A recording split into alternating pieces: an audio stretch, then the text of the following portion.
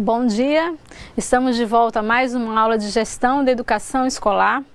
Nessa nossa aula, nós vamos dividir essa aula, por ser muito extensa, a gente fez uma divisão para que a gente pudesse facilitar aí a assimilação do conteúdo.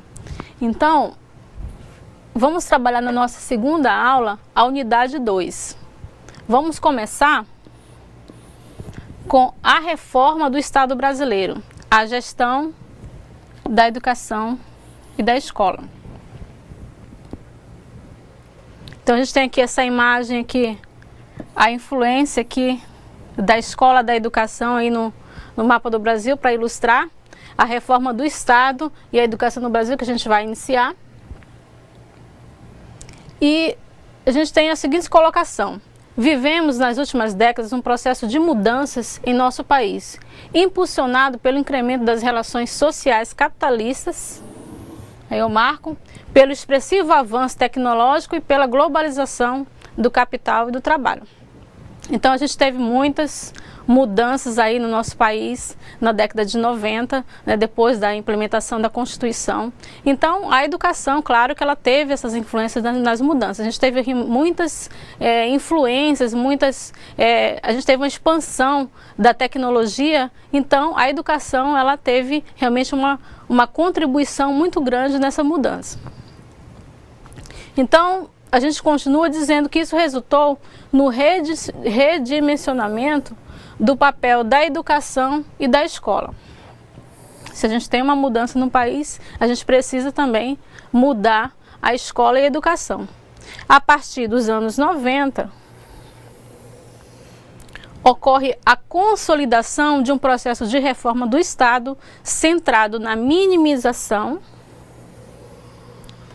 de seu papel no tocante às políticas públicas. Então, quero chamar vocês aqui para puxar na memória, na lembrança, como era a educação nos anos 80, dos anos 70, quem tem a lembrança, quem conhece alguma pessoa, a gente lembra que era muito centralizado as políticas públicas, as políticas. Então a gente tinha uma merenda escolar, era tudo chegado na escola já pronto. Então a gente tinha realmente uma centralização desse poder. Aqui, a gente na área educacional, a gente vai vivenciar em toda a América Latina mudanças no papel social da educação e da escola por meio de um conjunto de medidas que alteram o panorama da educação básica superior. Porque eu toquei nesse assunto da questão da merenda, que a gente já recebia a merenda pronta e hoje a gente tem realmente na escola uma política de quê? De descentralização desse poder. Hoje a gente tem minimizado a questão de você ter um maior controle dos financiamentos da escola. Então a gente tem esse poder de compra. Então hoje as escolas, elas fazem a compra da sua própria merenda. Voltando aqui, a gente diz o seguinte: a Lei de Diretrizes e Bases apresenta muitos avanços, apesar de tratar de forma paradoxal a descentralização, municipalização, escolarização e a centralização e controle do poder central, como exemplo, os instrumentos nacionais de avaliação. Veja bem, ao mesmo tempo que a LDB ela propõe você tirar totalmente o poder do Estado, deixar que a escola tenha sua autonomia de compra de recursos, fornecer mais recursos para a escola, a gente tem a centralização da questão da avaliação. Quantas vezes vocês se questionaram realmente por que tem a questão da avaliação centralizada no questão do Estado? Hoje a gente tem a Prova Brasil, hoje a gente tem a Provinha Brasil. Então são instrumentos de avaliação que o poder, com o governo, trouxe para centralizar, mas diz que a escola tem autonomia. Então a gente já fica realmente de forma paradoxal. Será que a escola tem essa autonomia ou essa autonomia é questão mesmo que somente na lei? Então a gente não vivencia essa autonomia. É uma questão para a gente poder refletir. é de fundamental importância que compreendamos a importância de outros espaços de formação no interior da escola e neles buscar a construção de novos horizontes para a gestão da educação e da escola, envolvendo a comunidade local e escolar. A gente está falando de mudanças, né, na questão política, social do Brasil. A escola, ela tem essa autonomia garantida em lei, tem essa autonomia garantida na Constituição, garantida na LDB, mas a gente precisa realmente conhecer até que ponto essa autonomia nos é dada, até que ponto a gente pode interferir nessa organização escolar, até que ponto favoreceu eu poder comprar com os meus recursos, com os recursos que vêm, claro, do governo federal, mas eu ter o poder de adquirir, eu ter o poder de chamar a comunidade para participar. Até que ponto se não é favorável? Então, a gente, quando eu pedi para vocês puxarem na lembrança como é que era a merenda nos tempos, quando a gente era pequeno, na década de 80, vocês lembram que vinha toda pronta, industrializada. Então, a escola, o que ela fazia? Ela só fazia administrar os recursos humanos, né? Então, a gente tinha aquela merenda ensacada, né? O diretor organizava ali no depósito e não tinha, né, aquela coisa bem natural, bem saudável. Então, hoje, a gente vê que teve uma mudança. A gente recebe um recurso federal, apesar de ser muito questionado, porque não é o suficiente, mas a gente tem essa autonomia de poder adquirir, né? A gente poder escolher, fazer licitações e ver aqui até que ponto se não é favorável ou não. Até que ponto se ampliou a responsabilidade do gestor, né, sobre esses recursos. Então, a gente vê que não pode centralizar na mão do diretor, porque senão a gente realmente vai ter um poder, uma gestão que não favorece a participação. Então, falando em gestão, a gente coloca aqui a gestão escolar no contexto da reforma do Estado. Concepções em disputa. Como já falamos anteriormente, os avanços tecnológicos, a flexibilização das leis trabalhistas e da globalização do capital financeiro redimensionaram, Marco, o papel das políticas públicas, particularmente da educação e das escolas. Intensifica-se no campo educacional a chamada teoria do capital humano. Essa teoria focava no investimento da qualificação para serem potencializadas a capacidade de trabalho e, consequentemente, no aumento de produção. Então, a gente na década de 90, a gente tem assim um avanço tecnológico, a gente tem realmente a gente foi ampliado a questão do emprego, né? As pessoas realmente foi necessário para o país ter uma mão de obra mais qualificada. Então, isso influenciou diretamente na escola. Então, a gente foi buscar, né, os empresários foram buscar que os alunos fossem capacitados em cursos técnicos. Então, realmente foi investido aí um capital para que essas pessoas realmente fossem formadas para gerar mais recursos para a produção, né, nas empresas. Então, a gente também falando ainda da década de 90, a gente vai falar das outras mudanças significativas, né, dessa década. A gente tem aqui um grande ponto de discussão, um grande momento de discussão, que é o Estatuto da Criança e do Adolescente, o ECA. A gente marca aqui também que foi garantido em lei o processo de inclusão, né, das crianças com deficiência, né, da diversidade, né, nas escolas, e a própria gestão democrática. Então, essas mudanças que a gente marcou aí, ECA, a inclusão, a gestão democrática, claro que ele influenciou diretamente na escola. O Estatuto da Criança e do Adolescente, até hoje, ele gera muito debate, né? Vocês mesmos, entre vocês, aí devem estar questionando, né, refletindo sobre os benefícios e, às vezes, um retrocesso que o Estatuto da Criança e do Adolescente pode ter trazido no seu entender. Né? E a gente teve que muitas escolas tiveram que refazer o seu projeto político-pedagógico, né? Então seu regimento interno, porque o projeto político-pedagógico a gente tem uma autonomia para criar, né, os objetivos, né, as metas, né, a escola tem essa autonomia, mas o regimento ele tem que atender ao Estatuto da Criança e do Adolescente, ele não pode ferir. Então termos como suspensão, termos como advertência tiveram que ser modificados a sua nomenclatura para poder não ferir o Estatuto da Criança e do Adolescente. Então isso gera muito ainda discussão entre os educadores em que, né, o que prejudicou na questão da autoridade da escola o Estatuto, né? Então trouxe muito benefício, mas gerou outras consequências que às vezes para o educador, né, desfavorece bastante.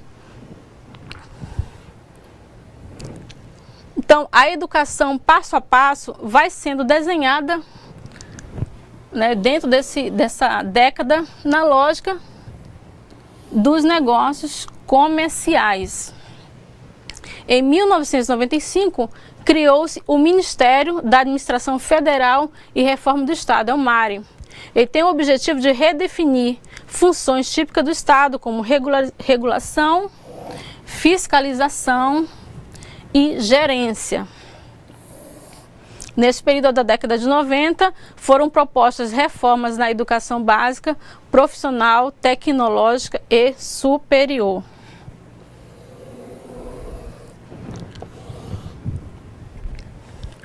Então a gente também teve nessa década de 90, foi nessa década que surgiu um grande aumento da privatização da educação superior. Como consequência, se a gente tem uma necessidade de uma mão, né, de obra realmente capacitada, né, os empresários foram buscar mesmo essa formação e exigiram, né, o diploma de nível superior, que na época até hoje o Estado não tem, né, ainda um número de vagas suficiente para atender toda a demanda. Então foi aí que surgiu a grande expansão da privatização da educação superior. Então, ainda falando sobre mudanças nessa década, a ampliação da obrigatoriedade e universalização da educação. De 4, né, a gente teve, passou a ser obrigatório de 4 a 17 anos. Novos marcos de financiamento, ou seja, a gente tem aí a escola recebendo seus recursos, podendo utilizá-lo de forma das suas necessidades, políticas de inclusão, né, como eu já falei ali, adoção de ações afirmativas visando assegurar maior justiça social, entre outras. A gente sabe que nem de longe a gente realmente está servindo, a gente está tendo a gente não conseguiu ainda suprir a necessidade do brasileiro. A gente não sabe que a educação está longe de estar como ideal.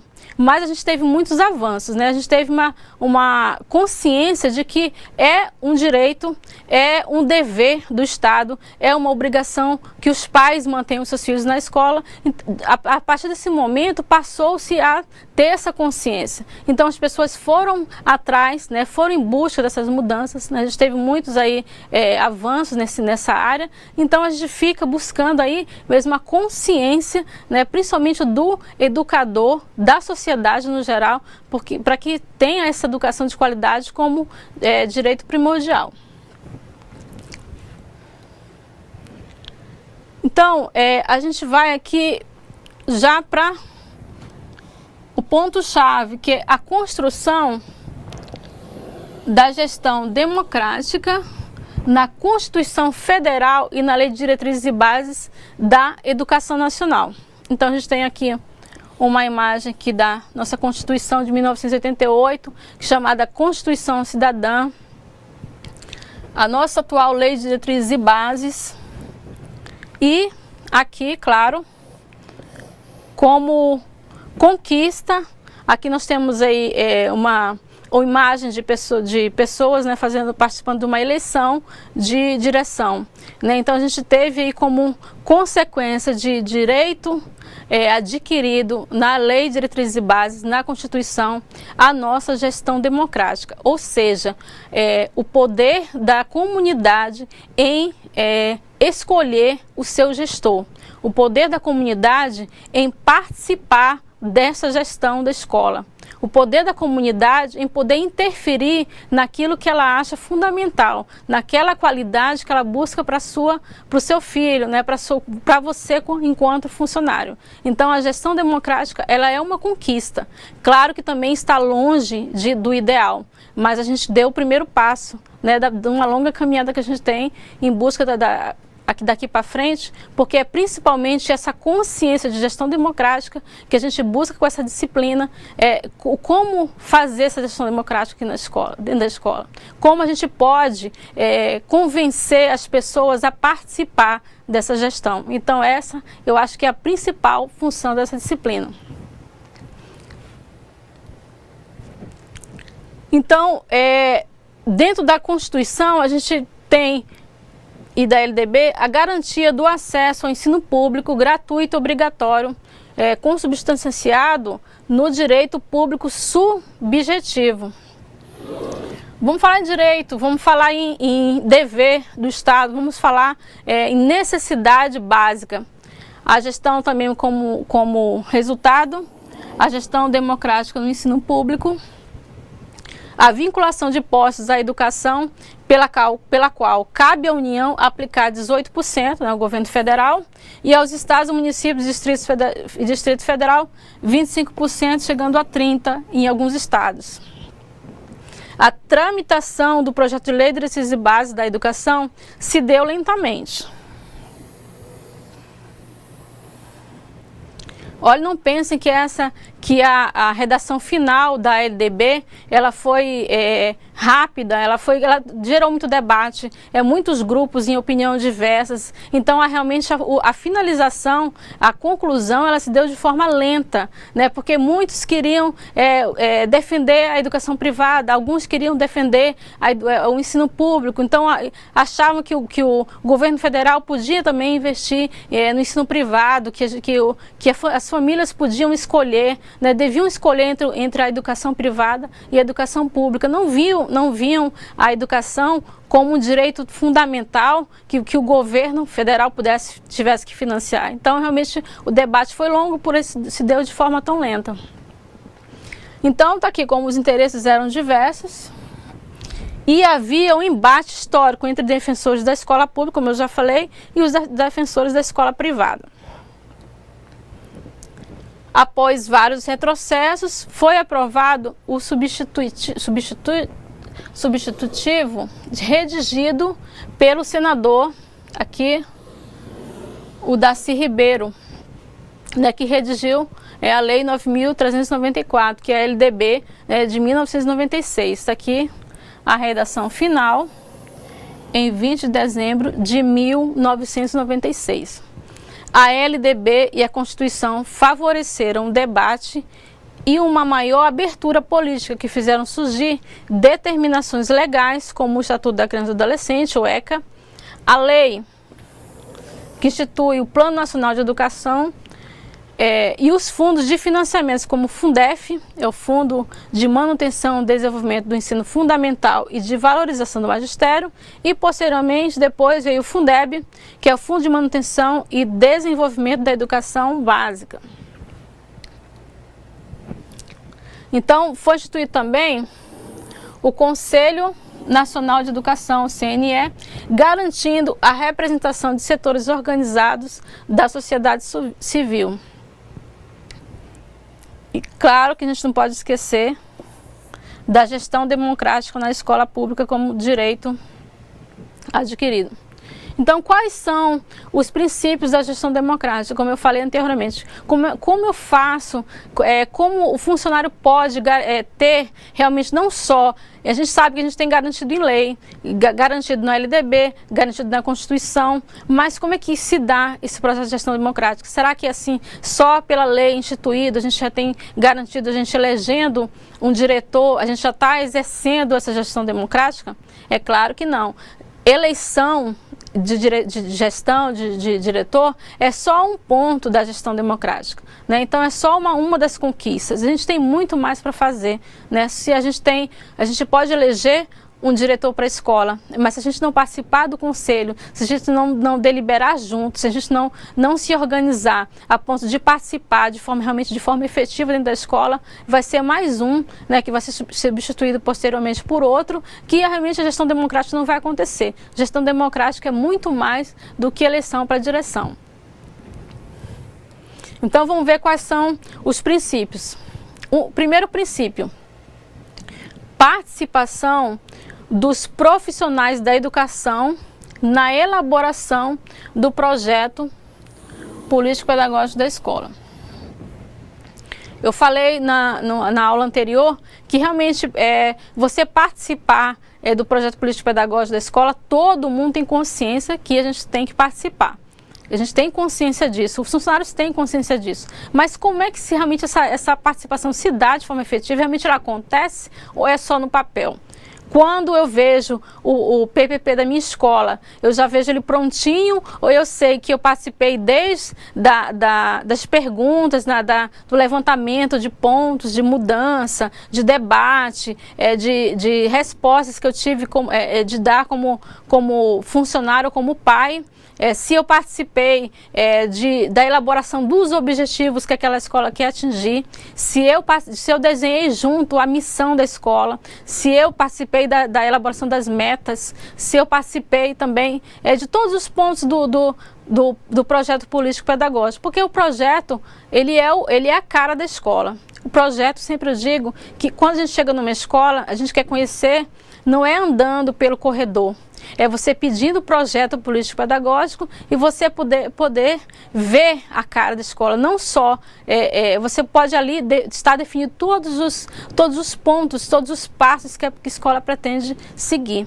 Então, é o retrato e a cara. Se eu não posso desenhar como a minha escola tem que ser, só com participação da supervisora, da orientadora e do diretor. Eu preciso ter a participação de todos, porque senão não vai ser a cara da escola, vai ser a cara dessas 3 pessoas. Então eu preciso da participação efetiva desde a resposta dos questionários para que a gente possa realmente desenhar junto. É difícil? É difícil, não é fácil, porque todo esse processo de questionários, né, de perguntas, de reuniões, gera tempo, muito tempo. A gente tem que parar, a gente tem que perguntar, a gente tem que realmente elaborar de forma que eu possa conhecer as características daquela comunidade. Então realmente é trabalhoso, mas é um bom resultado, porque se você participa da elaboração, é mais fácil você realmente contribuir. Agora, se você já vê prontinho, às vezes a gente não se sente sujeito ali, atuante daquele, não se sente realmente que a gente faz parte daquela elaboração. Então a gente realmente não tem interesse, mas quando a gente participa junto, quando a gente elabora, constrói junto, é mais fácil. Então, o segundo princípio é a participação das comunidades, né, das comunidades, tanto escolar quanto local, em conselhos escolares ou equivalentes. Quantos de vocês na escola já foram chamados para participar do conselho escolar e já disseram, não, eu não quero? Por quê? Porque às vezes a gente acha que vai ser muito trabalho, eu vou ter que colocar meu nome, o meu CPF naquele documento, naquela compra. Não, eu vou me envolver. Não, eu não quero me envolver em política, não quero me envolver em decisões que não vai trazer benefício para mim. Então, muita pessoa usa isso como justificativo. O que acontece? Os conselhos escolares, eles não são atuantes, porque são pessoas que foram escolhidas e acabaram dizendo sim apenas para satisfazer o pedido da direção. o que acontece? Essa pessoa que participa, ela não se sente sujeito. Ela está ali como mero participante, apenas para assinar.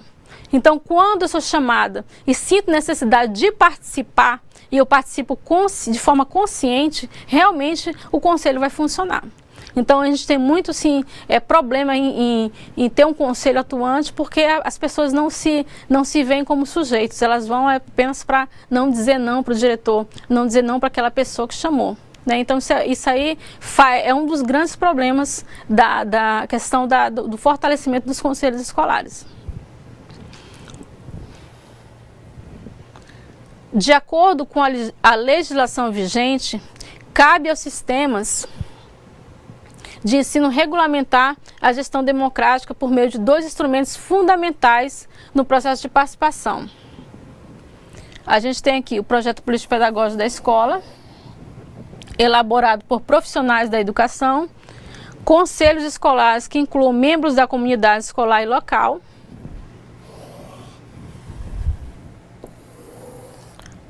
portanto, nem o projeto político-pedagógico da escola pode ser desenvolvido sem envolvimento dos profissionais da educação, nem o conselho escolar pode prescindir dos professores e funcionários. Nada de ser algo elaborado, né, como eu falei, entre 3 pessoas, entre 2 pessoas. Tem que ter realmente a participação efetiva. Então, voltando para o princípio da luta que se refere ao direito à educação para todos, precisamos saber que o PNE, fixado pela lei número 10.172, que é de 2001, estabelece diretrizes, objetivos e metas a serem implementadas nas diversas etapas e modalidades da educação básica e superior, de modo a garantir acesso à permanência e à gestão democrática, além da qualidade de ensino. Vou marcar aqui qualidade de ensino, que a gente sempre está tocando nesse ponto aí fundamental. É o Ministério da Educação e Cultura coordena ações e políticas visando garantir a educação como direito social do cidadão. A União mantém articulação com os poderes públicos, estaduais e municipais. A gente está dentro da escola, depois a gente volta para um âmbito maior, que é o governo federal. A gente fala de financiamento, a gente fala de construção do conselho. Aí vocês me perguntando como a gente vai para um âmbito maior, depois a gente volta para dentro da escola, para que a gente tenha consciência do que é externo à escola, quais são os poderes, né, que estão interferindo diretamente naquela gestão. O que a gente tem que conhecer para que a gente possa intervir de forma positiva nessa gestão. Se a gente tem que participar, a gente tem que conhecer. Então, sempre estou falando, a gente precisa realmente voltar para esse estudo mais detalhado dos financiamentos, né, dos poderes que intervêm, para que a gente possa realmente intervir. Quando a gente fosse colocar numa reunião de conselho, quando a gente fosse colocar numa reunião de professores, a gente possa não dizer, olha, não, esse financiamento aí não pode ser, esse determinado produto não pode ser comprado com esse determinado financiamento, porque não faz parte. Então é importante que a gente conheça. Então muitos funcionários, eu tenho certeza, que não participam desse tipo de discussão, porque às vezes não conhecem, às vezes não se colocam, porque às vezes fica meio tímido para poder falar. Pois, será que eu estou falando certo? Será que eu estou falando de forma correta? Será que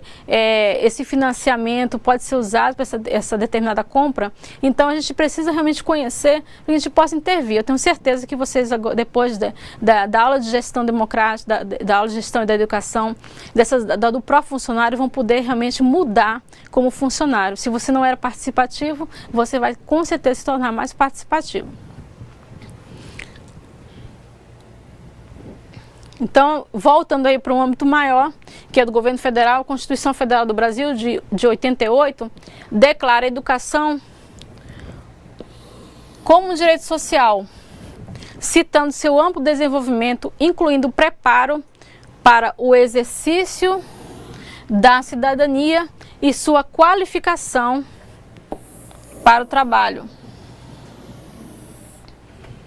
define prioridades e atribuição dos poderes, onde define políticas de gestão que garantam o envolvimento e a participação da sociedade civil na formulação e implantação de ações e programas voltados para a universalização da educação básica e para a melhoria da educação nos diferentes níveis e modalidades.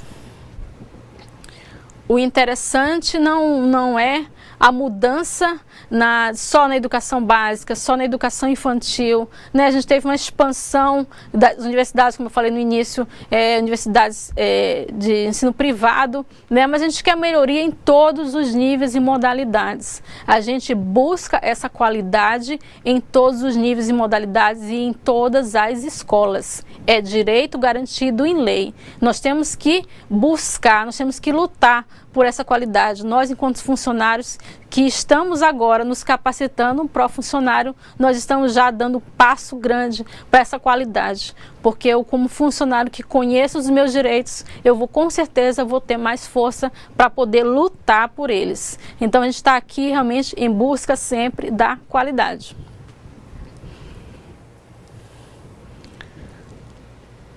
Educação e condições sociais desiguais no Brasil.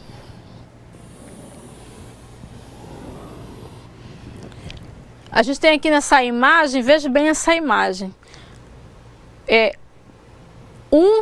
Com muito e muitos ali, realmente ali caindo ali no precipício, porque todo o recurso fica na mão de poucos e as outras pessoas aí ficam realmente de forma desigual, né, com a qualidade de educação aí inferior a poucos. O que a gente está buscando aqui não é você ter recurso para poder pagar um ensino privado para o seu filho, porque a educação pública está defasada, como muitos falam. O que a gente está buscando aqui é a qualidade do ensino público, porque nós pagamos impostos, nós pagamos para ter essa qualidade. Então é direito nosso.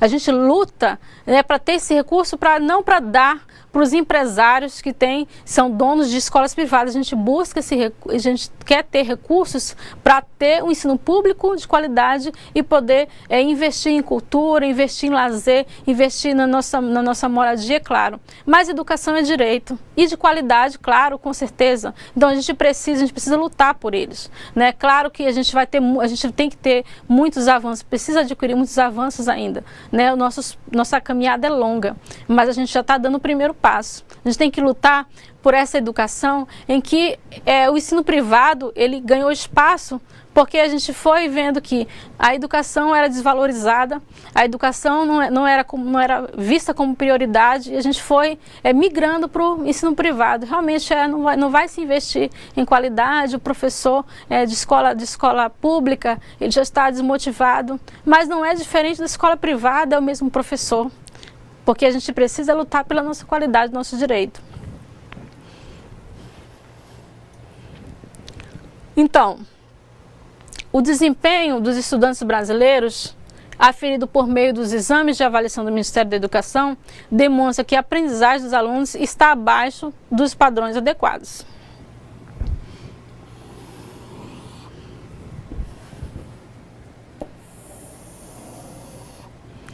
Esse baixo desempenho possui várias causas, internas e externas à escola. Na sua opinião, quais as principais causas deste baixo desempenho? Nós temos aí exames como o Enem, Prova Brasil, Provinha Brasil, né, exames já institucionalizados pelo governo federal, para se também medir qualidade. A gente mede qualidade através desses exames. E foi diagnosticado, né, a gente verificou que a educação brasileira ainda está abaixo do que é considerada ideal. Mas por que isso acontece? Será que é só pela estrutura das escolas? Será que é o professor que é mal pago e também não consegue ministrar uma boa aula? Porque a educação da escola privada é melhor do que a educação da escola pública, o porquê dessa melhora, o que se deve essa melhora. Então a gente tem várias causas, né, internas e externas à escola. A gente tem um problema também dentro da escola, né, que às vezes é uma má gestão, né, às vezes tem professores, estados que pagam de forma razoável, né, tem uma estrutura boa dentro das escolas, bons materiais, mas ela é muito mal administrada, mal direcionada, então a gente fica percebendo que são muitos os fatores que interferem nessa qualidade. E a gente está buscando essa melhora. Então a gente precisa pensar em que eu, funcionário, posso contribuir para que a gente possa avançar, né, nessa qualidade que a gente está tanto em busca. Temos vários fatores, olha, tá? A gente está aqui repetindo, mas que interfere diretamente, como questões sociais, né, que a gente fala sempre, questão do aluno que mora em situações de risco, né, econômicas, que não pode, às vezes, até chegar à escola, estruturais, né, os processos de organização e gestão pedagógica, como eu falei, uma escola mal gerida, mal administrada, carência de profissionais sempre, né? A gente sempre tem essa carência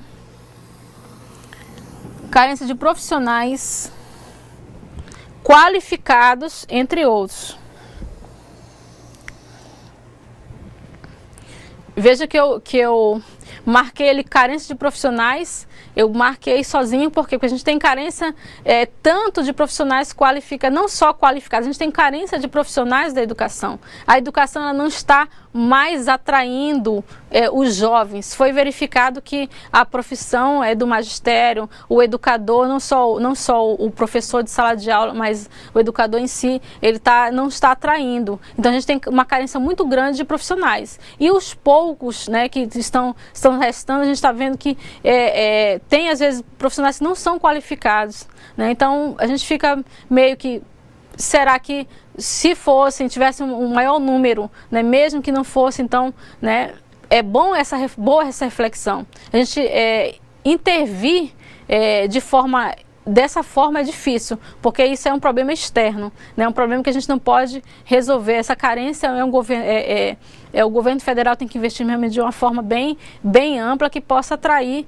mais pessoas para a carreira de educador.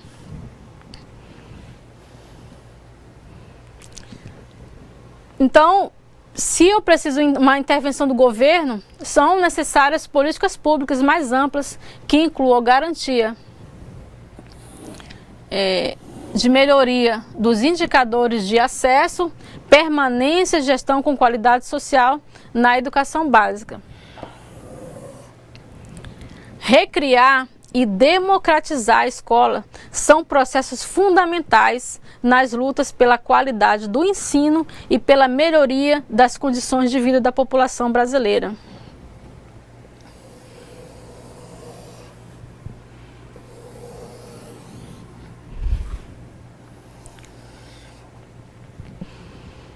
E a gente sempre sabe que se você investe em educação, a gente vai ter uma melhora em todos os outros setores, né? A educação fundamental para que a gente possa realmente adquirir uma diminuição de violência. A gente tem uma melhoria na segurança pública, melhoria até na saúde, porque as pessoas bem informadas com certeza vão se cuidar mais. A gente sempre vem falando aqui qualidade, necessidade, direitos, obrigatoriedade, mas a gente vê que os passos aí são lentos, né? A gente como funcionário tenta fazer o melhor, mas a gente precisa ainda muito mais para chegar nessa questão da melhoria, né, de você poder entrar numa escola pública e compará-la com o ensino privado e perceber que não há diferenças, né? Não há apenas de recursos, né? Cada um tem a escola privada tem o seu recurso destinado através das mensalidades, mas não há diferença de qualidade, as duas têm a mesma qualidade. Esse é o nosso ideal, esse é o nosso objetivo, né? Que os profissionais são os mesmos, né? A gente sabe que tanto quanto da escola pública quanto privada tem profissionais, muito bons profissionais, só falta a gente realmente perceber que a gente pode adquirir essa qualidade através da nossa participação. Então, na próxima aula, nós vamos apresentar a organização do sistema educacional brasileiro, as competências dos entes federados e a discussão de alguns indicadores educacionais. Veja bem, a gente sabe que a escola, a administração municipal e a administração federal, elas têm, cada um tem a sua responsabilidade. O Estado, né, com as escolas, os municípios também, mas aí há uma divisão. Então a gente precisa conhecer para que a gente possa poder, às vezes, argumentar. Quem é de secretaria sabe que muitas vezes os pais, eu quero matricular meu filho, né, na educação infantil, vai numa escola estadual e diz que ele tem direito garantido em lei, e a gente sabe que essa administração das escolas é dividida entre o município e o Estado. A gente precisa conhecer, né? Então a gente sabe que nós temos direito, enquanto cidadão, em matricular nossos filhos. Mas se a gente tem uma criança de educação infantil, a gente precisa saber em que esfera eu posso procurar para conseguir a vaga para esse meu filho que é da educação infantil da pré-escola. Eu preciso saber responsabilidade de quem? É do Estado ou do município? É responsabilidade de quem? O ensino médio é da esfera estadual ou municipal? Então, a gente conhecendo realmente as responsabilidades, a gente pode realmente argumentar, né? Porque a gente passa muitos apuros, às vezes, na escola, porque a gente chega com os pais, né, realmente pressionando, né, por direitos, né, realmente os deveres, às vezes, são esquecidos. Os pais, às vezes, não lembram que não só direitos, mas também deveres. A gente precisa realmente conhecer todas essas esferas, essa divisão, para que a gente possa realmente intervir junto com os pais. Nós temos nas atividades duas questões interativas que eu peço a vocês realmente que mandem a sua realidade, explique para a sua realidade aqui com a gente no estúdio, explique como acontece na sua escola, não tenha medo, a gente não vai citar aí nomes de escola, a gente só quer que realmente você fale a realidade. Fale como é que acontece na sua escola. Qual a dificuldade que vocês têm em implementar o conselho escolar? Qual a dificuldade que vocês têm em elaborar o projeto político-pedagógico? Isso é muito importante. É muito importante que a gente saiba, é muito importante que a gente socialize para que a gente possa realmente ter várias opiniões e construir realmente alguma base para que a gente possa intervir na nossa. Tá bom? Então, muito obrigado. Até a próxima aula, até a terceira aula. Então, a gente fica por aqui e até a próxima. Bom dia.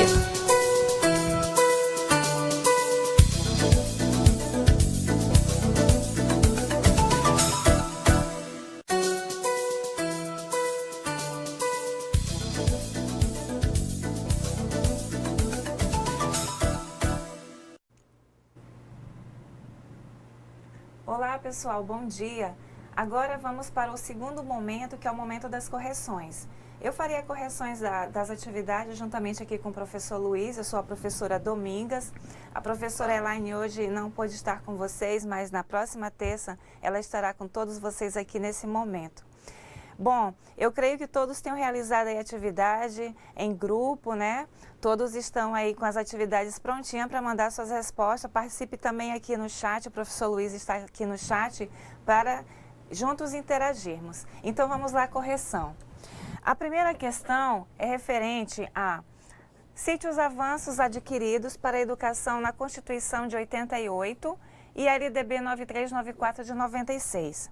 A resposta se refere à composição dos níveis de ensino na educação básica e superior, descentralização, municipalização e escolarização, definição dos princípios da gestão democrática, ampliação da obrigatoriedade e universalização da educação de 4 a 17 anos e as políticas de inclusão, novos marcos de financiamento, entre outros. Então, vocês observaram aqui que os avanços referentes, né, ao que se apresenta na Constituição e na 9394 de 96 são bem significativos, considerando que os mesmos hoje refletem no ambiente escolar, de certa forma, algumas conquistas, né? A gente pôde observar aqui até mesmo a questão, né, das políticas de inclusão, a questão dos novos marcos de financiamento e tudo isso, e principalmente a gestão democrática. Hoje, esse momento onde todos participam na escolha dos dirigentes escolares, a gestão democrática hoje é algo significativo no ambiente escolar. Creio que você tenha respondido aí a sua questão, você faça a conferência e vamos agora para a segunda questão. Sabemos que a realidade de muitas escolas é possuir apenas uma autonomia reduzida à administração dos recursos financeiros, sem considerar outros fatores primordiais de uma gestão democrática. Na sua opinião, por que isso acontece? Bom, conforme foi planejado, essa questão ela tem um caráter interativo, ou seja, você agora vai passar a participar conosco, mandando a sua resposta aqui para o chat. Professor Luiz, já temos aí alguma participação? Já temos. O pessoal realmente é muito atuante. Bom dia a todos e vamos lá. Hoje aqui, mais uma vez, só expressando aqui, reforçando a professora Domingas, desejando aqui que a Elaine se recupere rápido. Exatamente. Estamos muito bem substituídos, porque a Domingas é uma parceira. É sempre bom aprender um pouco mais, né, Domingas? Obrigada, mas vamos lá. Temos aqui uma posição, o de Alta Floresta, aluna Edileia. Olá, Edileia. Porque muitas pessoas que estão à frente não têm capacidade de administrar. Ou falta formação profissional dessa pessoa, isso na segunda questão. E na terceira questão ela diz, posso já falar das terceiras também? Pode sim, a gente vai conversando a respeito. Vamos conversando, né? Isso. Uma das dificuldades é o medo da responsabilidade. Não quer se comprometer com algo sério. Você imagina? Essa questão da responsabilidade é algo que muitas vezes não acontece, né? Acontece. Por exemplo, o gestor escolar, ele, conforme for aí no seu município, ele passa pelo processo da escolha, né? A comunidade faz a escolha, e escolhe os seus dirigentes escolares, eles permanecerão por um período X naquela função, enquanto estiverem na gestão, e depois outra pessoa ocupa. Agora, uma coisa é muito importante dizer, essa questão da gestão, né, existe uma orientação através de edital na escolha dos seus representantes, que tem umas certas prioridades em termos de formação. E é importante destacar que em alguns cursos, essa formação para ser gestor, ela não é oferecida. Isso vem um pouco assim do indivíduo, né? Por exemplo, se você faz voluntário. Exatamente. A pessoa se candidata àquele cargo, a comunidade aprecia o nome através do voto e ele passa a representar a instituição. Sim, tem mais alguma? Tem mais. O pessoal interage bem. Aqui tem mais uma resposta do pessoal do grupo de Alta Floresta, tem um aluno aí de Aguinaldo. Bom dia, Aguinaldo. É a falta de compromisso de algumas pessoas que têm o pensamento que a escola é total responsabilidade dos órgãos públicos. Isso favorece a autonomia de algumas escolas, na questão 2. Na questão 3, é a falta de interesse para formar o conselho. Muitas vezes é uma equipe, mas quando vão tomar certas decisões, são poucos que decidem no que vão atuar. Logo, quando chegam os recursos, geralmente a gestão da escola já tem planos para onde vai o dinheiro e só submetem para a concordância dos conselheiros. Interessante a reflexão dele, né? A reflexão do aluno realmente é bastante pertinente, mas é importante a gente destacar o seguinte, né? O conselho escolar, assim como o PPP de uma escola, eles são organizados de forma coletiva. Por exemplo, a estrutura de um conselho escolar passa por todo um processo, né? A gente sabe que o diretor, ele é o presidente do conselho. Caso haja alguma impossibilidade, o vice-diretor assume a função de presidente. Mas os outros integrantes do conselho, eles são, conforme é orientado, servidores, pai de aluno ou um aluno adulto que estude naquela escola, se ela tiver, por exemplo, educação de jovens e adultos. Esse conselho é apresentada, a chapa, no caso, né, a formação, ela é levada para a comunidade, que também faz aclamação através do voto. Depois, é tudo encaminhado a um advogado que vai fazer aquele processo, né, de deferir, vamos supor assim, um documento. Depois ele é levado a um cartório, que vai fazer aquele processo também de cartório, e depois finalmente é levado ao banco, onde se vai gerenciar as contas. Ou seja, são praticamente ali 10, 12 pessoas acompanhando e fiscalizando esses recursos financeiros. O grande problema, conforme o aluno colocou, é a disponibilidade.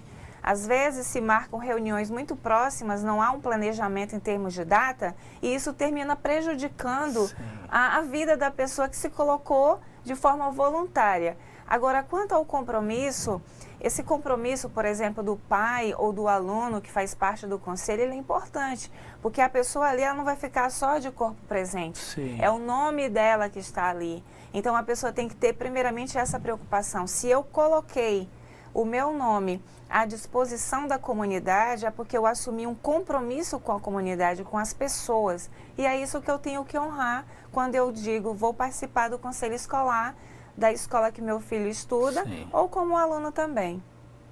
Perfeito. Tem mais alguma... Temos sim. Que bom. Olha aqui, às vezes o pessoal nos acompanhados, eles são bem ágeis. O Polo de Espigão, a Regina e a Vilma dizem na questão 3, uma das dificuldades encontradas é a falta de conhecimento do que realmente é o conselho escolar, e assim a comunidade não pode cobrar e exigir. E eu quero pontuar, professor, uma questão importante. Quanto ao conselho escolar, eu quero dizer a vocês o seguinte, o Ministério da Educação, ele tem uma sequência de módulos falando exclusivamente dos conselhos escolares. Sim. Como a escola é um espaço de aprendizagem, de ampliação do conhecimento, cabe aí ao gestor escolar organizar esses momentos e apresentar à comunidade esses materiais. Módulo 1, módulo 2, módulo 3 e falar o que é o conselho. Gente, quando a comunidade não participa do conselho, porque tem o conselho fiscal, deliberativo, de compras, quem sofre é o aluno. Porque se eu não pago o fornecedor da merenda, meu aluno não tem a merenda. Então é importante essa integração. Então, primeiro ponto, falar para a comunidade o que é o conselho escolar. Esclarecer, pera um pouquinho, estou só tentando pegar esclarecer aqui. Exatamente, tirar as dúvidas da comunidade. Olha, o conselho escolar tem essa finalidade, tem essa função, é importante que vocês participem.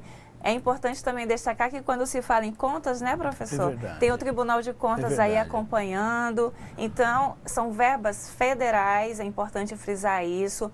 Não se brinca com verba federal, porque aquela verba é destinada para fazer parte ali daquele processo todo da escola. Nesse sentido, a gente pede uma atenção dos dirigentes escolares, do gestor escolar, que tenha esse cuidado de trabalhar momentos e informar a comunidade o que é o conselho escolar, a importância que ele tem na escola e principalmente do seu trabalho enquanto membro da comunidade. Tem mais alguma resposta? Temos isso. Eu vou só um minutinho aqui, que deixa eu só... É porque, pessoal, a dinâmica aqui da interação ela é muito rápida. Muito rápida. Então, nós recebemos várias mensagens ao mesmo tempo, né, várias respostas. E assim, aí, a professora aqui, na preocupação, né, de atender a todos, a gente... Tem uma resposta, eu me perdi, o Valdeir. O Valdeir, na questão 2, ele diz o seguinte, isso se deve a um massivo desinteresse e fuga da responsabilidade de alguns, junto à exclusão da informação, quando se vê a decisão já foi tomada de forma nada democrática. Na resposta 3, demonstrar empenho em mostrar que houve mudanças no tocante ao conselho escolar, estar mais receptivo às ideias críticas e opiniões externas, uma vez que a comunidade carrega uma cultura de que conselho escolar é coisa de professor. Então, é o entendimento mesmo do papel específico do conselho escolar, né? Exatamente. Essa cultura aí que o aluno frisa, realmente ela procede, né? Que tudo é papel do professor, não, gente. Na escola existem os papéis diferentes, o papel do aluno, do professor, do servidor do apoio, cada um tem a sua importância na escola. É lamentável que às vezes não se perceba isso, né? Essa importância, o vigia ele pode contribuir, a merendeira pode contribuir, cada um é gestor no seu setor. Então, aqui a gente reforça bem aquele conceito daquela disciplina, como mexeu conosco, acho que com todos nós, acho que tanto os alunos quanto nós aqui, os tutores, só que da professora Noêmia, sobre o devir. Exatamente. Que nós somos participantes desse devir. E quando nós vimos, até pela exposição da professora Andréia, pela aula dela, você vê que em 1990 é que houve uma mudança substancial. Exatamente. E de lá para cá, nós não está consolidada essa mudança. Até mesmo o que eu vejo, adaptar com essa gestão democrática, porque então são quantos anos de uma história, de uma estrutura, de um estilo que estava vindo implementado, e hoje nós estamos nos adaptando com essa transformação. E vejo que, se você parar para analisar, evoluímos bastante. Mas aí nós somos chamados à responsabilidade. O professor André fez bem essa questão, chamou todos a responsabilidade para que, a partir de agora, nós também venhamos ser participantes de todo esse processo. E, na verdade, é uma conquista também, né? Se a gente pegar, por exemplo, lá no módulo de educadores e educandos, a gente percebe a época em que o diretor ele era indicado. Perfeito. E hoje ele passa pelo processo da escolha. A escola hoje, né, atendendo até mesmo a orientação da LDB, referente à gestão democrática, ela tem essa oportunidade de escolher seus representantes.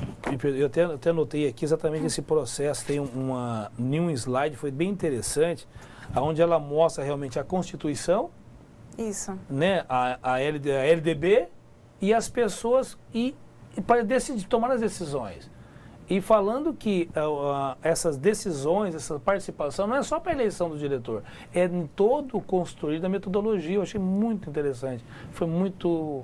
Falando nessa conquista, né, que não é somente da gestão, é importante destacar o seguinte, além da gestão democrática ser uma forma de participação coletiva, a gente também encontra na escola o projeto político-pedagógico, que é uma outra forma de participação coletiva, onde cada um dos atores envolvidos na escola tem a oportunidade de contribuir lá com seus planos de ação, com suas opiniões, porque é um documento focado exatamente num todo, ele vai incluir todo. E além disso, a gente também tem o conselho escolar, que é uma outra forma de participação coletiva, ou seja, na escola nós temos 3 tipos de participações coletivas, importantes e fruto de uma conquista aí que já vem, conforme o professor citou, de forma histórica.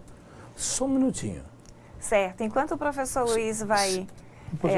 acompanhando aqui, né, pessoal, as respostas dos alunos, que nós queremos até agradecer essa participação, ela é muito importante, porque a gente percebe a animação aí dos alunos, dos tutores, e isso é muito importante também, esse momento aqui nosso de interação. Gente, enquanto... já tem outra resposta? Já tem. Então vamos lá. Olha, o pessoal realmente é bom que eles nos deixam muito ocupados. Isso é bom, a participação.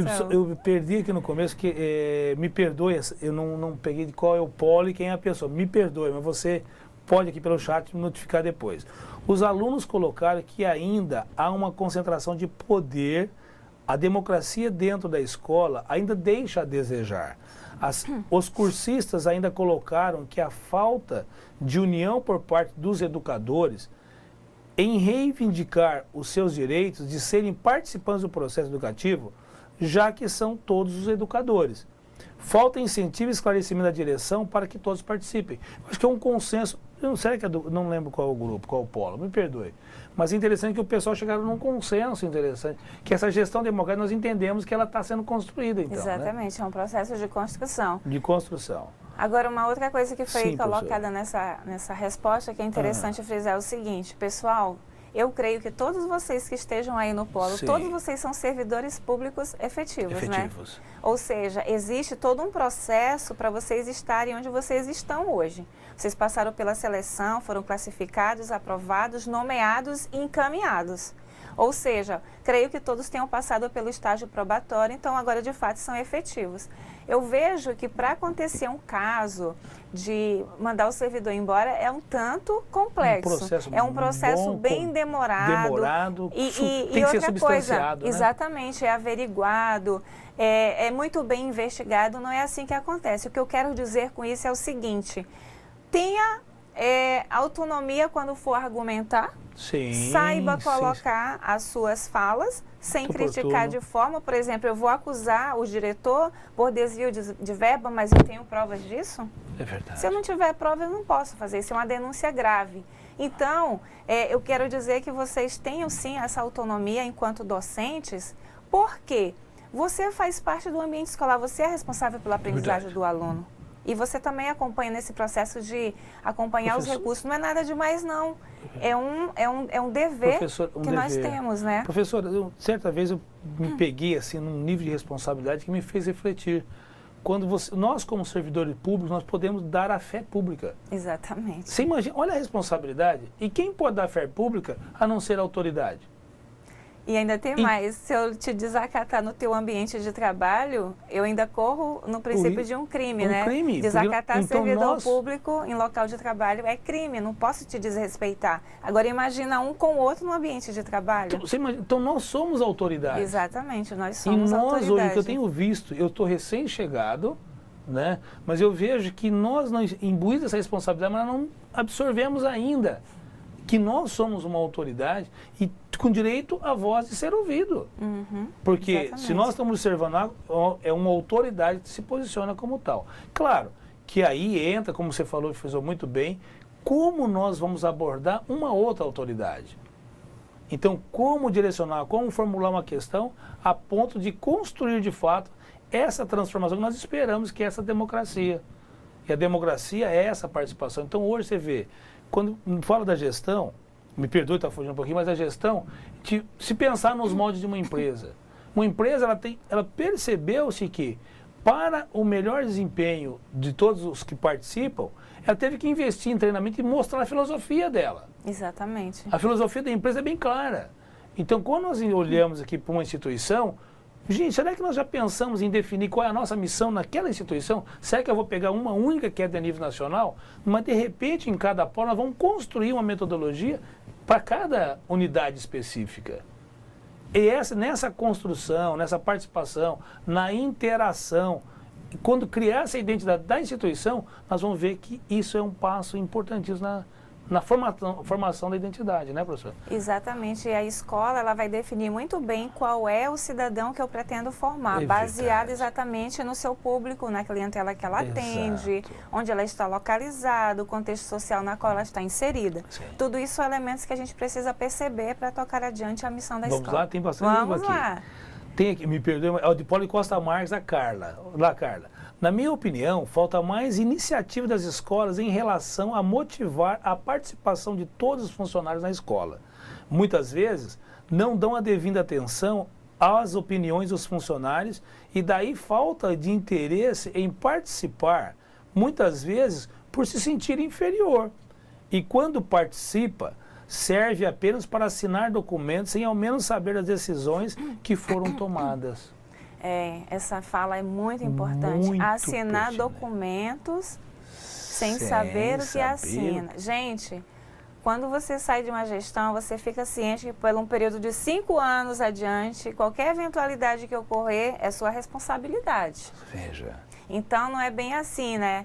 Tenham cuidado quando assinarem documentos. E se aí, nesse curso, por exemplo, tiver um gestor participando, até mesmo para conhecer melhor o processo, abra para que as demais pessoas participem da sua gestão. A sua gestão não é centralizada. Você está aí porque foi escolhido através do voto de pessoas. Então, essas pessoas confiaram no seu trabalho, porque agora não confiar nessas pessoas, né? É verdade. Então, essa relação é de confiança. Não tenha medo de falar dos recursos, quanto a escola recebe, onde eles são aplicados. Eu sei que alguém pode estar dizendo assim, mas isso não acontece na minha escola. Pois é, se a pessoa tivesse conhecimento e informações dos princípios da administração, ela seguiria o que ela orienta. Deixar transparente o que se faz, publicar o que se faz. Tudo isso é importante porque vai conquistando a confiança da comunidade. Só um pouquinho, olha, o pessoal está participando com uma intensidade e que bom, a gente fica feliz com isso. Assim. Ficamos muito felizes com a participação de todos. Sim. Referente aos recursos, conforme nós já falamos, eles são importantes, né? Com eles a gente vai fazendo as aquisições. da merenda escolar, do material didático, para o suporte ao docente, enfim. Mas esses recursos, eles são muito bem monitorados pelo órgão que faz esse controle, que é o Tribunal de Contas, viu? Não pense que você assinando um cheque e não dizendo para que é, ele sendo indo para outra função, ele é sim muito bem acompanhado, porque existe a prestação de contas. E nessa prestação de contas vai a assinatura de todos dando fé, olha, isso aqui de fato aconteceu. Isso não aconteceu. Como é que fica a sua assinatura, né? E que eu vejo da gestão, às vezes as pessoas ficam, como ela falou que às vezes as pessoas têm medo também da participação, mas nessa construção, na qualificação que nós vamos tendo para ocupar esses postos, uma das coisas que nós temos que lançar fora é o medo. Por quê? A auditoria, eu acho que erros são erros. Agora, tem muitas situações de que erros não são crimes. Então, nós temos que tomar bem cuidado quanto a isso. Então, erros que às vezes vem uma auditoria, pega um erro, se corrige, se justifica. Então, o que nós preocupamos muito é falar assim, cometer dolo no exercício da função, né? Mas porque a gente não tem o medo de ousar, porque é nessas tentativas de erros e acertos, claro, no que pode ser até consertado, vamos dizer assim, é que nós vamos construindo a filosofia da instituição. Exatamente. E nós, quando nós participamos de um cenário, de um grupo de decisão, não é encobrir, mas todos defender, todos apoiar. Quem assumiu a responsabilidade, quando uma pessoa assumiu aquela responsabilidade, os outros precisam apoiar, porque é ele que está exposto naquele momento. Exposto assim, não quer dizer que ele vai ser alvo. E não ganha muito por isso, não é a questão. É mais moral do que econômica, né, professora? Posso continuar aqui? Pode, professor, fica à vontade. Se me deixar, eu gosto de estar muito aqui. Mas é interessante aqui, as respostas. Em Guajará-Mirim, aluno Adelino diz, para que o conselho escolar seja mais atuante, é necessário que todos participem, como alunos, diretores e comunidade escolar. É necessário que haja um comprometimento maior de todos com a escola e com o conselho. Só assim, a escola vai alcançar pleno êxito na sua democratização. Posso mais uma? Pode. O Paulo de Espigão diz, falta de conhecimento e uma participação... Isso o Paulo Jorge está falando na questão 2. Falta de conhecimento e uma participação maior da comunidade escolar, voltada para a instituição de ensino, na administração dos recursos e aplicação. Pois é, novamente aqui, né, o Paulo toca nessa questão dos recursos e aplicação. Deve existir, né, um plano de ação, onde vai ser aplicados os recursos, de que forma eles vão ser direcionados. Um exemplo clássico na escola é o Arraial, né? O Arraial se faz um planejamento, o que vamos adquirir com esse recurso do Arraial? É um ar-condicionado? É uma máquina de Xerox? É um computador? Bom, se for isso, apresentamos à comunidade qual é o grande ponto, né, para fazer o Arraial. Depois se faz a prestação de contas. Em que eu investi, o que eu preciso comprar e o que sobrou de saldo. E com esse saldo eu vou fazer a aquisição da central e deixar lá o princípio da transparência. Perfeito. É tão fácil fazer isso, mas às vezes as pessoas complicam, né? E hoje, em algumas unidades, tem integração empresa e escola que ainda pode ter a participação, porque nós estamos preocupados muito. O recurso sempre vai ser um problema. Exatamente. E sempre vai ser questionado. Sempre, entrou dinheiro, é delicado, né? Mas o Jorge e o Paulo, também na questão 3, diz o seguinte, as principais dificuldades, segundo o que eles entendem, é que a falta de tempo das pessoas é a causa de não participar e também de se interessar com os assuntos da escola. Então, estão tão ocupados que, de repente, ele acha isso como um problema. A questão também é a questão da disponibilidade. A gente sabe que fazer parte de um conselho não é remunerado. Isso vai, assim, de você doar um tempo para isso. Ou seja, você faz isso se tiver um filho na escola, ou se você estiver estudando, que é o que exige até mesmo para garantir a sua participação. Mas se você não é remunerado para isso, aí você muitas vezes nem se sente na obrigação de participar. O Zona Norte, na questão 2, diz o seguinte, chegamos a um consenso que é muito mais fácil administrar os recursos financeiros que lidar com opiniões das pessoas. Desse modo, acaba se deixando de lado a parte mais importante da gestão democrática, que é justamente a participação nas decisões, novas ideias, opiniões. Pessoal, hoje, 2014, nesse momento que nós estamos vivendo, a gente pode dar uma paradinha e observar como nós tivemos conquistas na escola. Sim. Se você pegar a época da ditadura militar, os dias atuais, como foram grandes conquistas. E eu penso que a gente tem que lutar por elas para que elas se mantenham, porque tem lei que ampara, tem o próprio Ministério da Educação que é cheio de informações aí para dar respaldo ao seu trabalho. E aí vamos garantir lutar por isso, né? Participar de forma democrática. Você vê que nós estamos conscientes, você vê que aqui eles expressaram realmente a dificuldade em tratar com as opiniões. Exatamente. O que é prático de papel, o que é o recurso financeiro, eu achei interessante essa colocação também. A aluna Joedi, na questão 2, diz: as escolas possuem uma autonomia apenas nos recursos financeiros, pois as classes sociais dominantes desejam educação somente para uma mão de obra qualificada para servi-los, e não alunos pensantes com um senso crítico e analítico capaz de criticar e lutar por seus direitos.